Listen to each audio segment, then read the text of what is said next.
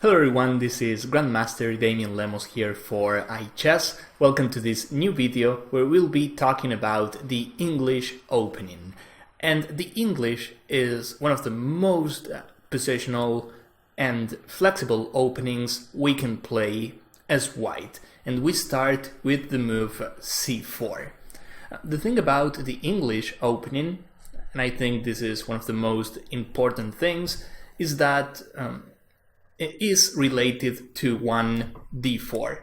Usually we know white starts the game with d4 or e4, I mean e4 or d4, but when we play d4 we usually continue with c4. So when we play the English we are likely to transpose into a 1d4 game.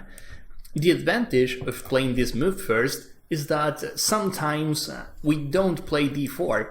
Sometimes we just leave the pawn on d2, or we can play some variations with d3. And by using this move order, we avoid some lines black can play against d4. For instance, suppose we start with d4, black plays knight to f6, c4. As you can see here, black, he can play a bunch of different openings or gambits, such as the Budapest gambit with e5. He can also try this, and once we play knight c3, apart from bishop g7, which is the King's Indian, he can also play the Grunfeld with d5. This is not happening against the English.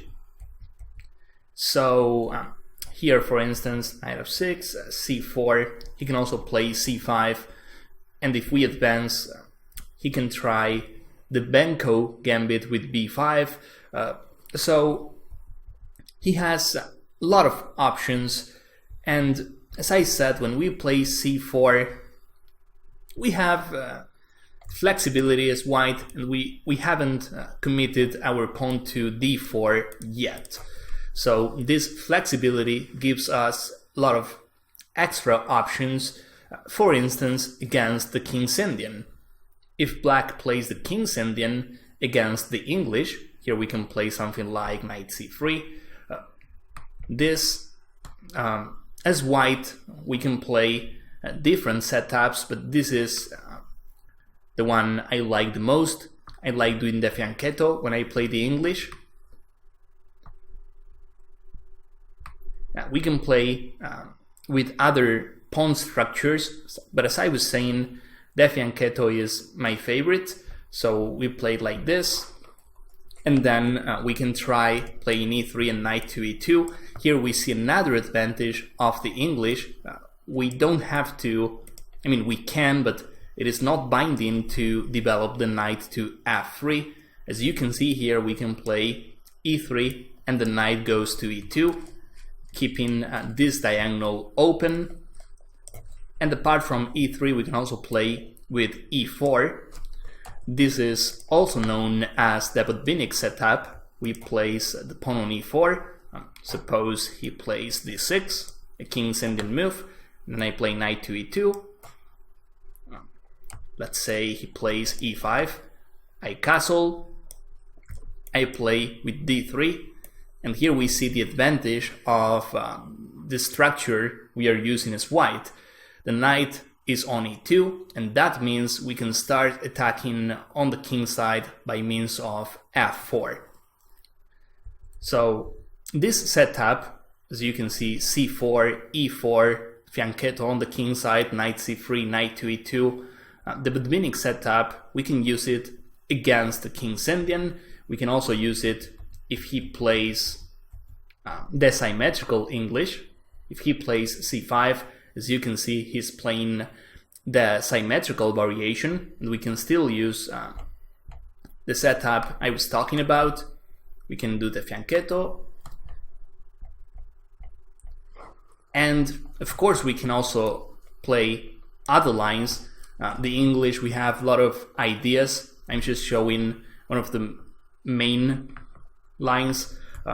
As I said, e3 and knight to e2, or e4 plus knight to e2, again we have the Botvinnik setup, or as white we can also go for the natural move knight to f3, and in the future we can try occupying the center with d4. This is also possible.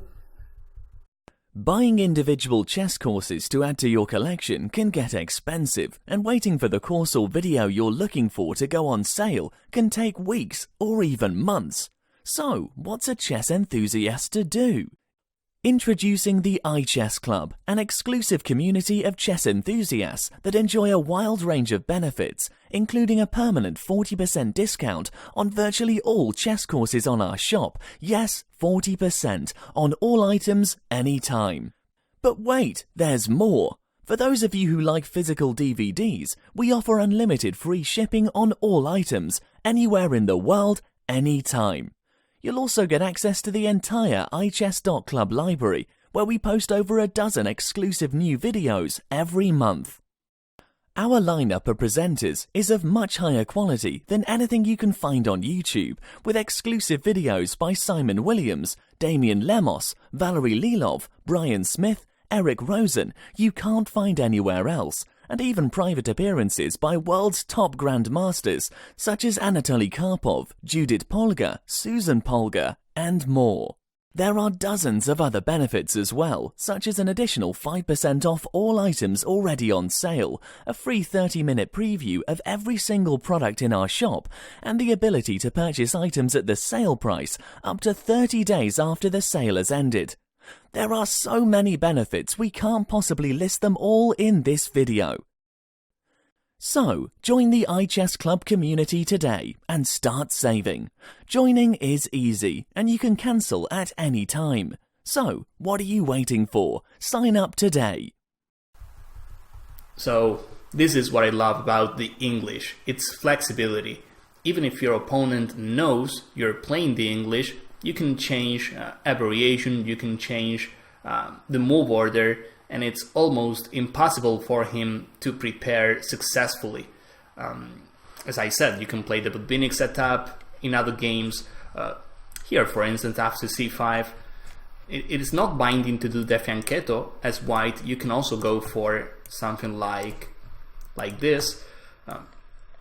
Here, for instance, this is possible. e4 is possible. d4 is by far the main move. Also e3, supporting d4, and here we are likely to transpose into a queen's gambit. e6, d4, d5. Here we have a position that could easily start after one d4. So, as I said, the English is related to a queen's pawn game, and if we use this move order, we can avoid a lot of variations that black can play against d4.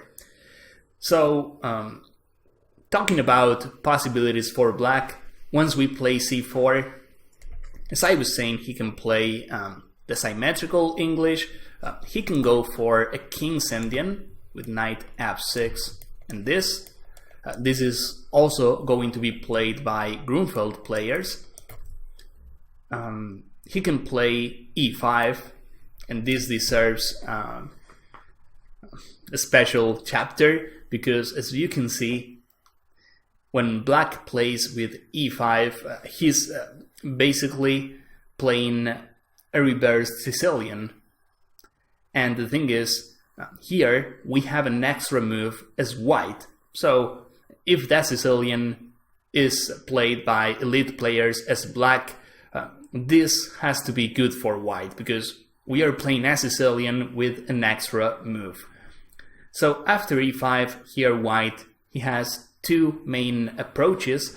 One of them is playing this move and doing the fianchetto right now, as usual. And as I said in the English, I like doing the fianchetto, trying to dominate in the center and queenside. Here white tries playing like this, and again, sooner or later we'll employ the Botvinnik setup, or we can do the same idea with e3 and knight to e2. And there's another move order apart from this, which is knight to c3. And this is, of course, possible. Some players, they don't like playing this because at some point black can play bishop b4, and then he's trying to destroy our pawn chain. With that said, if we play this, bishop b4 is not possible yet because we don't have the knight on c3.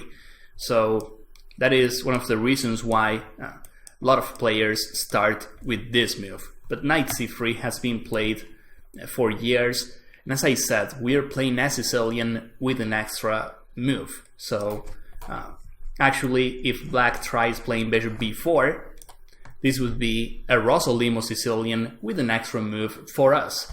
So we can try playing knight d5, we can also try playing a quiet move like queen c2, protecting our knight on c3, protecting the pawn structure. In the future we can continue with our kingside plans. As I said, the fianchetto is not the only variation we have. We can also play with e3, knight e2, we can develop the knight to f3. We have endless possibilities as white, and this is what I like about the English. So let me show you other variations after knight c3. He can play knight f6, and again, as white, we have to decide how to continue. Usually knight f3 is the main move, or as I said, we can go for the Botvinnik setup and the knight goes via e2, but this move, attacking the pawn on e5, is the main move in this position, and black usually protects the pawn with knight c6. If he plays a move like e4, well, then we play knight g5, and black has huge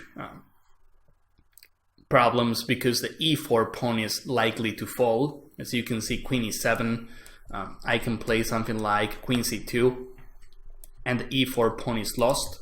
There's no way for black to protect it. So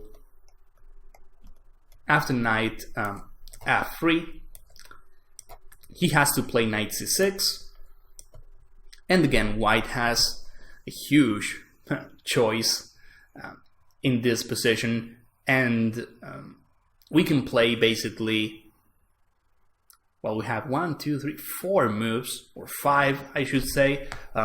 This is by far the main move in this position. We are playing a reversed dragon with an extra move for us, and usually black can choose between bishop b4 or d5. As you can see, this is a dragon Sicilian where white has an extra move, and we have a lot of plans here. Another possibility apart from playing this is playing e4, stopping d5 by black. Reasonable move. Maybe if we play e4 here, black can try occupying the d4 square, but if he plays a move like bishop c5 in this position, we have one of the first traps, which is knight takes e5.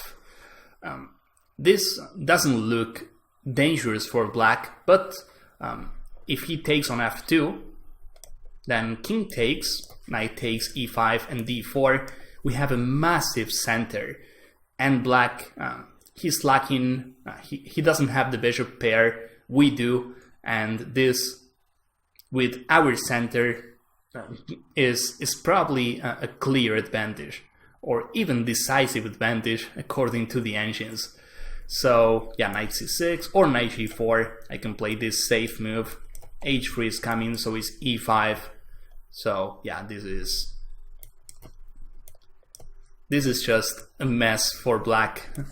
I can play this move. As you can see, this plays itself for white. So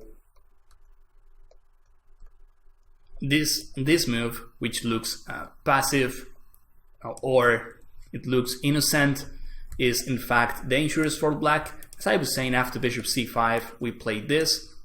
Bishop takes f2, it's not working for black, and if this, I play d4. And I still think in this line we have some theory, but in practice And in reality as well, I think white is doing much better, because he has to, well, if he takes, then we have the bishop pair and an easier game. And if he plays after d4, if he plays this move, I can take knight takes e4, and here I have a lot of moves for white: queen d4, queen d3, queen f3, even queen g4 is possible, and we have a huge attack. Black is down in development, and as you can see, even if this move is possible, we have a lot of attacking chances. So in this position, let's see, from the beginning, c45, this is possible: knight c3, knight f6, knight f3, knight c6. As I said, this is the main move. e4, an interesting option for white as well. e3, very nice move. This would be a Poulsen Sicilian with an extra move for white. Why not? e3, maybe we play with d4, maybe we don't. We can just play a Scheveningen setup with an extra move for us. So why not? Another possible move is a3, stopping bishop b4, and then after d5 we can just take, knight takes, and we play with e3. And again, we are playing a Sicilian. This reminds me of the Taimanov, Kan, and Poulsen Sicilians in general, with an extra move for white. So this has to be good. There's no way this isn't good for us. We do have an extra move. So all of these variations are possible. I'm forgetting about d3, which would be the move black plays if he wants to play a Najdorf Sicilian. Again, we have an extra move, so d3 is just fine. So endless possibilities. d4, I forgot about d4, another tricky line, which I think it's playable, but I don't like this much, because if we play d4, we are not following that concept of playing a Sicilian with an extra move. This is a different line. This doesn't remind me of a Sicilian. This, I don't know, this is like unknown territory. So, I mean, not from the theory point of view. It's like the structure, I don't associate this with other lines. So here I guess, if I had to choose, I would say this, or a3. Those are my favorite moves, and e4 is also full of tricks, so it is playable as well. So just to cover one of the main lines, and yeah, let's talk about the reverse Sicilian. Knight c3, knight f6. Let's see this line a bit, the fianchetto or the reverse dragon. Black usually plays with d5. We have to take, obviously, knight takes, bishop here, and black plays with knight to b6. He can also take on c3, but this usually gives white a nice advantage on the queen side, because we take with a side pawn, and we know bringing a side pawn to the center is usually good. And also this move, I mean, we don't really want to trade queens off, so b takes c3 is better. So if he takes the knight, as I was saying, we take with the side pawn, we open the b file, and it's like we have a free initiative on the queen side already. Not to mention we can try occupying the center with d4 in the future. So usually black plays with knight to b6. There's another trick in positions like this, and yeah, in order to show this I have to use another move order. Suppose I start with this move, I don't play knight c3, knight f6, black can play with d5, he can try playing the open Sicilian, takes, knight takes. As you can see here, if we play knight c3, we are transposing, but we can also play a move like this. This is also possible, and this is a well-known Sicilian trick. Knight f3 attacks the pawn on e5, and this move is not possible yet, but most of your opponents are likely to fall into this trap, because maybe they don't play that Sicilian as black, so they won't be aware of Sicilian tricks. And after e4, in Sicilian, black plays queen a5 check. Here it's queen a4 for us. It is a check, and no matter what he does, we take the pawn on e4 and we have a clear advantage. And of course, if we use this move order, he can play knight c6, obviously. Here I can just play d3, and we are playing a dragon. So,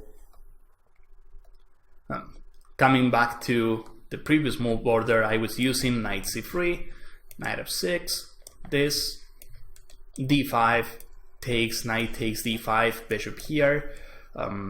As I was saying, this move is just helping us. We open the b file, we try playing d4 very soon. So the main move is knight to b6. Here as white, I can play knight to f3, attacking the pawn on e5. Now e4 is not even possible, but he plays knight c6, I castle.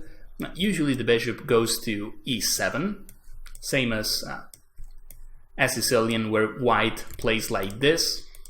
Remember, this is a reverse Sicilian, so bishop to e7. And as white, knowing that we have an extra move, we have to start our Sicilian plans on the queen side.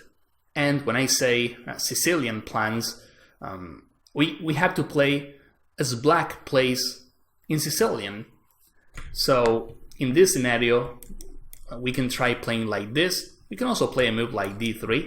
This move is usually useful, but in other words, we have to play rook b1, we have to go for a3 and b4, or we have other moves like, okay, he castles. Usually this bishop, we can try developing this bishop by b2, attacking the center. That's possible. Bishop to d2 looks like a decent option as well, trying to play rook c1. And another plan I like a lot is placing our bishop on e3, because the bishop here is helping to the queenside pressure. We can also try rook c1, and as you probably know from the Dragon Sicilian, black tries playing knight e5 and knight c4. Well, here it is the opposite. It is knight e4, knight to c5. And all of these ideas are connected to queenside play. We can also try driving knight f3 to the queenside. I mean, we have all sorts of ideas, and they all depend on what black plays, of course. But I'm just trying to show you all the possibilities we have in one of the main lines of the English. Of course, this is an introduction video. We have all sorts of lines after c4. e5 is one of the main moves, but as I was saying, black can play other defenses as well. He can go for a King's Indian.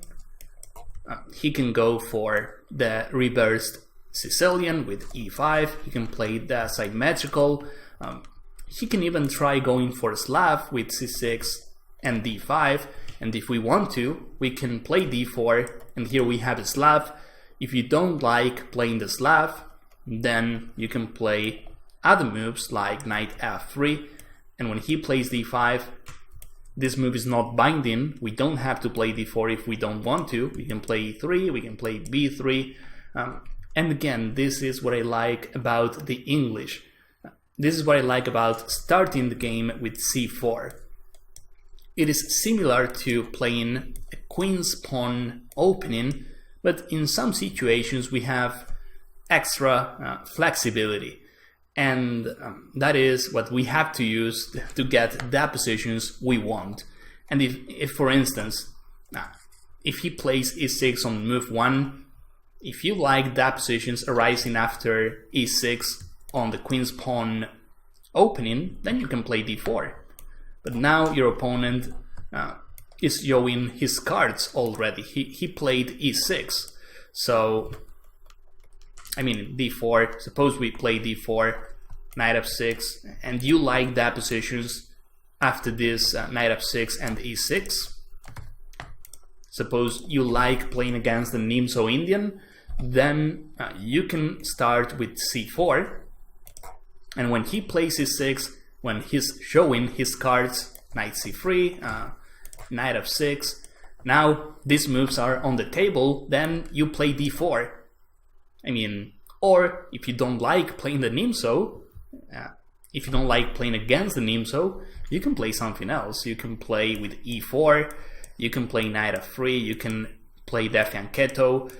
Again, we have all sorts of lines, and what I really like is we don't define, we don't tell where our d2 pawn is going yet. So that is one of the best tricks we have in the English. And there's much more, of course. You have a link below the video, you have an article about this positional and great opening by White. It's been played by world champions, club players, all levels. And the thing is, this opening is, apart from theory, we have some theory, every opening does, but this is about understanding the ideas, understanding what's going on, and this is a system, an opening that you can play for a lifetime, because it has a solid foundation. So that's all for this video. I hope you found this useful. I hope you could learn something. And of course, I want to see you guys in my next chapters. Thank you.